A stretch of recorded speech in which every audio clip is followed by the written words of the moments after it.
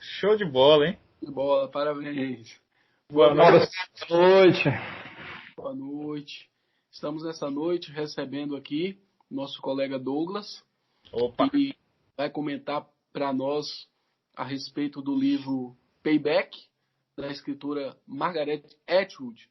Esse livro, esse escrito, vai ser comentado pelo nosso amigo Douglas e também por Nelson Barbosa, que é um administrador, é um contador, é músico, como todos puderam observar, é também um bem graduando em direito, versátil, hein?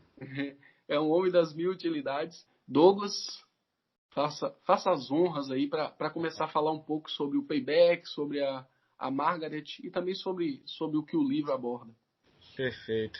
Bem, a Margaret Atwood já é uma pessoa bem experiente, né? Ela que nasceu em 1939 na cidade de Ottawa, né? Ela é uma das mais, vamos dizer assim, celebradas autoras canadenses, assim. Ela criou, publicou mais de 40 livros de ficção, poesia, ensaio, ganhou diversos prêmios, né? E tem suas obras traduzidas em mais de 35 línguas, né? Atualmente ela vive em Toronto, que é a capital do Canadá. E antes de tudo eu queria destacar que assim, o que eu vou apresentar aqui não é uma abordagem, né, do livro, mas eu não vou expor meu ponto de vista, né? Vou expor aquilo que eu entendi da ideia que ela quis passar dentro dessa sua obra, né? Certo. Bom, o livro ele faz uma abordagem sobre a história cultural da dívida e suas implicações sociais e morais. A dívida não está ligada estritamente com a renda, mas também com questões psicológicas, né? Também é uma abordagem linguística, histórica, religiosa, que interliga a dívida com o pecado. Além de destacar que nós, né, enquanto seres humanos, a gente carrega um senso de justeza e de equilíbrio. Isso promove que a gente tenha esses tipos de relações, né, entre credores e devedores, sob o aspecto de levar em conta a confiança, a relação de confiança entre as pessoas, né? O credor e o devedor, de querer honrar a dívida, honrar a prestação. Isso a gente carrega na nossa vida, né? Esse sentimento de justiça, de equilíbrio, de querer com que as coisas aconteçam da forma certa. Mas a gente sabe que isso não acontece nem sempre, né? Tem pessoas que não honram suas dívidas, né? Infelizmente. E com isso a obra ela destaca os problemas que muitas pessoas, muitas famílias enfrentam por conta de um comportamento financeiro irresponsável, né? E a autora ela destaca também que os dois sujeitos, né, o credor e o devedor, eles têm culpa no cartório nessa relação um tanto dificultosa, né? No caso, para a autora, o credor ele seria movido pela vontade incessante de obter ganhos através dos juros. E o devedor se colocaria nessa situação sob o risco de não pagar, de não honrar a dívida, né? E o que eu achei interessante nessa obra é que ela cita muitas referências literárias, né? Eu achei bem interessante que ela utilizou muitas referências literárias e históricas também, né? Históricas, religiosas, para poder apontar o seu ponto de vista, né? E ela passa essa sua ideia, né? Ela faz a sua crítica do papel desempenhado da dívida na sociedade, culturalmente, economicamente, dentro da consciência moral de nós, seres humanos, né? E, inclusive, sobretudo, bem no finalzinho, ela também faz essa abordagem com relação ao meio ambiente, né? E quando ela fala em meio ambiente, a gente é colocado como seres destrutivos, né? Nós, Uhum. como seres destrutivos por conta do nosso imediatismo, do nosso consumismo. E diante disso, nós somos colocados em dívida com a natureza.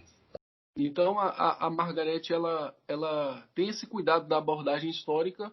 Claro, a gente sabe que sob a visão dela, a leitura que ela faz de mundo, desculpe se eu estiver falando alguma besteira, e aí você pode ficar à vontade para corrigir, e o Nelson também.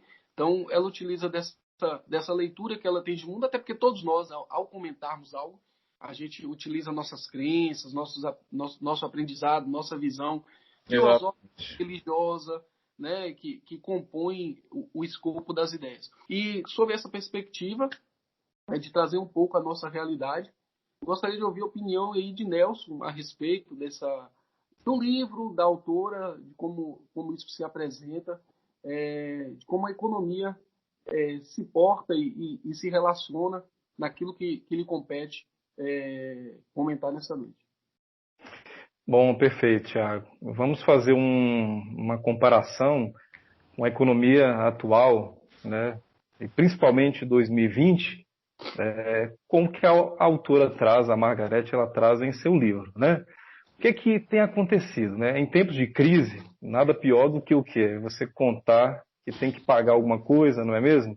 As nossas dívidas, elas ficam cada vez mais o quê? Com efeitos maiores, com efeitos da inflação e de outros índices, né? Desemprego, política, taxa de juros, etc. E principalmente no momento que nós vivemos, que é um momento que começamos uma pandemia, né, em 2020, e essa pandemia acelerou o preço, demandou oferta, desemprego aumentou. Você liga a TV e você já vê o quê? Os noticiários, pessoas falando, a dívida pública aumentou, acumulou X%. Com isso o governo vem e faz diversos programas, o povo exige, né? A nação exige que exista programas para poder conter a calamidade, a pandemia. Só que às vezes nós não pensamos, não traduzimos isso para uma realidade. Se eu hoje, Nelson, Douglas, Thiago, tenho um faturamento ou tenho um salário de X por mês e começo a comprar além da medida, eu vou acumular dívidas, né? Eu vou acumular valores nos quais eu não consigo quitar no final do mês e começa o processo de endividamento, né? Assim também o próprio governo, né? E quando eu falo governo, eu falo em relação ao Estado, eu não falo em relação a político, né? O próprio Estado, ele se acumula em dívidas e não consegue também, de certa forma, honrar com seus compromissos. Tá, mas o que se interfere no que a autora tem trazido, tem mostrado para a gente no dia a dia, né? Existe um autor chamado Zygmunt Bauman, né, que ele fala o seguinte, que o ser humano ele está em um vício tendencioso de crédito, né? E esse vício tendencioso de crédito é o que alimenta o sistema. Ou seja, quanto mais crédito eu tenho, mais eu quero ter, mais dívida eu possuo, né? E isso é o que a própria autora ela vem mostrar no seu livro, né? Ela analisa que o ser humano ele se torna, ele tem um papel a desempenhar na própria cultura, na própria economia, na qual ele designa o seu ser a destruir através do endividamento. E quando falamos de endividamento através do livro, ela quer também falar de cultura, de economia, né? De consciência moral, é o que estamos sujeitos no dia a dia a estarmos expostos.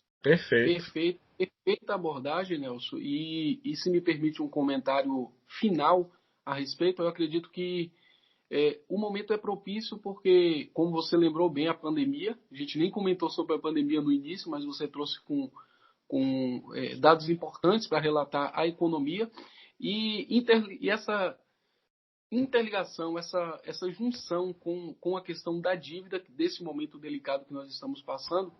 E eu acho que a importância do livro neste momento é justamente a gente repensar a forma de economia, como vocês mencionaram bem. Me permitem, me corrijam, por favor, se eu estiver equivocado no entendimento ou nessas palavras.